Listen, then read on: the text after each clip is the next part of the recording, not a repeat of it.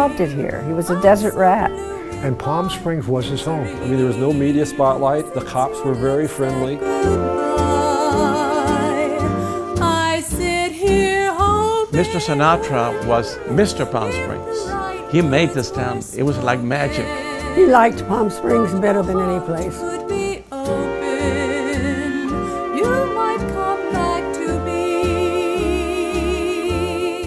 I know. He built New York for JFK. JFK decided not to stay there, and that upset him a lot. Like a kid, I know. His pianist, his personal pianist, Frankie Randall, he had to live close enough to Sinatra so that whenever Frank called and said, hey, I feel like singing, get over here. When the sun went down, that's when he became alive. You know who else? Elvis.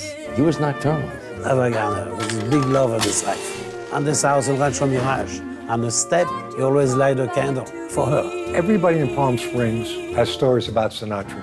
He was the greatest, and he could be the toughest. There was a party up here all the time. He built it to entertain his friends. He used to bring all the girls in from Las Vegas by helicopter. He'd fly them in his Learjet to Palm Springs Airport.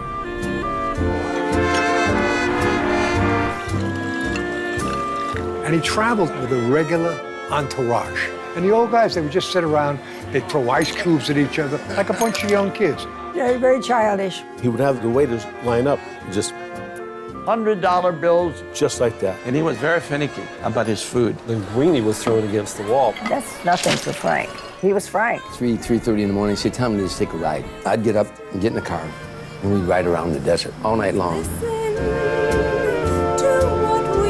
It'd be a story about maybe a woman whose mobile home burnt down. He'd be on the phone within a half hour, and they'd be writing a check, and it would be anonymous. Almost every week, somebody said he was a close personal friend of Frank's. For 36 years, he never once said, Trini, call me Frank. Never. What did you call him? Frank. If you'd come back to me. He looked at me, I looked at him, and I went, strangers in the night?